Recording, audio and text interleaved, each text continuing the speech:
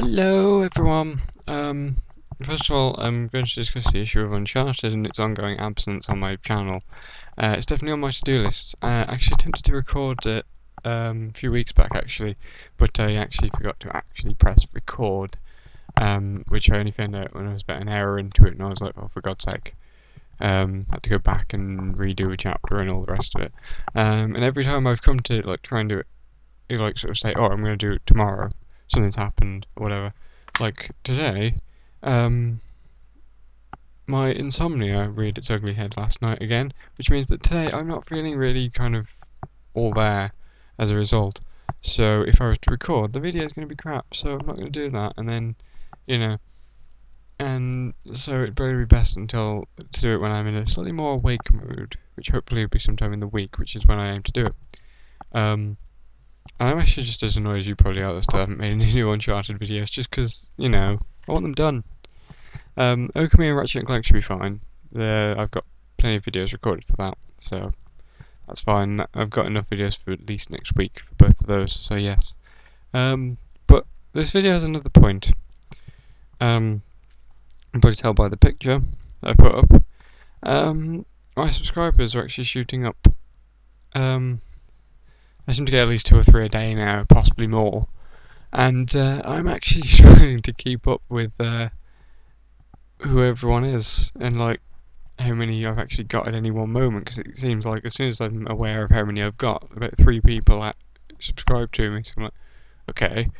And because it's sort of speeding up, I'm actually sort of edging ever closer to the next milestone, which is 500 subscribers.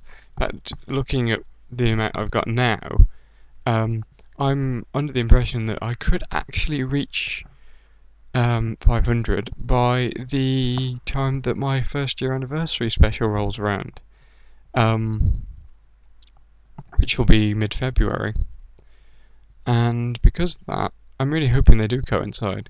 As a result, of sort of coming up towards this 500 subscribers thing, well, I'm already thinking about what I'm going to be doing for my anniversary special. I'm thinking if the two of them are sort of going to possibly collide or come very close to one another, then I might as well start asking for questions for the 500 subs video. Yes, I'm doing another Q&A video like I did for 100 subs. It's exactly the same thing, but there's more of you now, so maybe I'll get a wider range of questions than I did before. Nothing wrong with the questions I got before, but might as well do it again for the 400 people who weren't involved with the first one. So yeah, so that's what I'm doing. Among other things for the first year anniversary, but I'm not going to go into any of those. You're going to have to find out. You have to wait until next month to find out what I'm doing.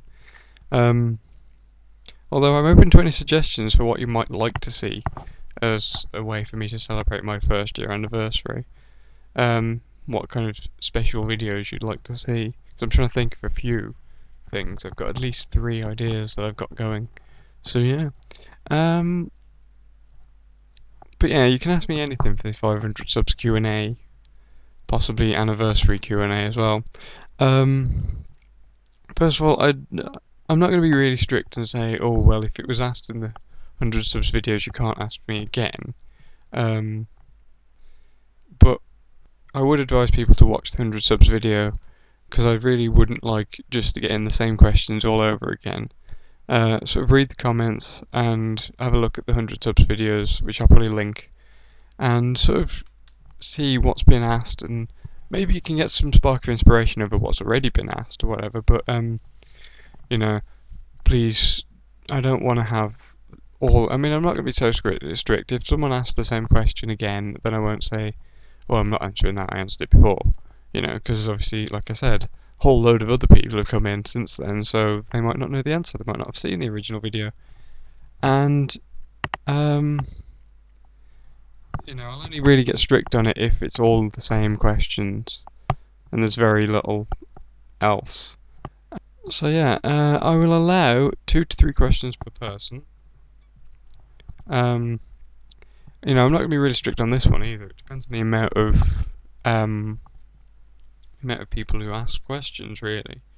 It's if people are if lots of people ask, then I probably will restrict to 2 or 3 questions. If not many people ask, I'll take as many questions as anyone asks, really. But basically, put the most important questions at the beginning of the comment or whatever, if you want to ask loads. Because if it does end up where I've got a lot of people asking me questions, I will only probably do the first 2 or 3. So, you know. But I am going to be really. There is one rule. One thing I'm going to be really picky about with this. I've actually been getting a lot of comments past couple of months or so that I can't actually read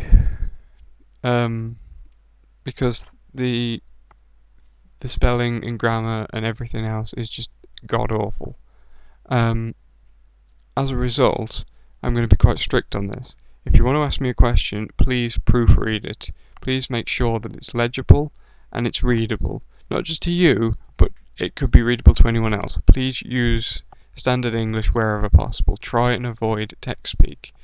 Because at the end of the day, if I can't read the comment, which frequently does happen, I won't answer the question. It's as simple as that. In fact, I'll probably even call it out in the video when I make the question and answer video. I'll actually say, well, I can't read that. What do you want me to do? But yeah, I will let things slide a bit if English isn't your first language, because, well, I understand what it's like trying to learn a foreign language. It's not easy, and English isn't one of the easiest either. But having said that, I've got to admit, most of the best spelt comments I get actually come from people outside of English-speaking countries. I get people from mainland Europe, French, Spanish, German, Scandinavian people, Dutch people, who, their comments and messages are all perfect English. And I get people from Britain and America who the English is just shoddy, and I'm like, but it's your language, why are you getting this so wrong? So, please try and turn this around. I want to have faith in the people who actually share my language. If the people who don't speak English as a main language are putting you to shame, there is something wrong. But yeah, like I said, please make your questions legible, because I will ignore them if they're not. It's as simple as that. So yeah, I'm going to be quite strict on that, because I'm very fussy about spelling and grammar. Those of you who've left really kind of badly spelt comments or whatever might notice that I very rarely, if ever, respond to them.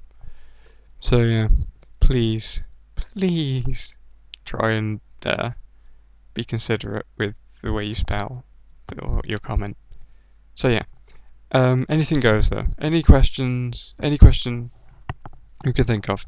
I might avoid answering anything very personal or whatever, but anything else, fine. And also, like I said, feel free to put forward any suggestions for things that you would possibly like to see me do in sort of an anniversary special. I probably won't sort of do them all or whatever if I do get lots of suggestions, but I'll certainly sort of look over them and maybe take inspiration from them. But yeah, so that's all for now. Thank you for listening, and I shall see you soon. Bye.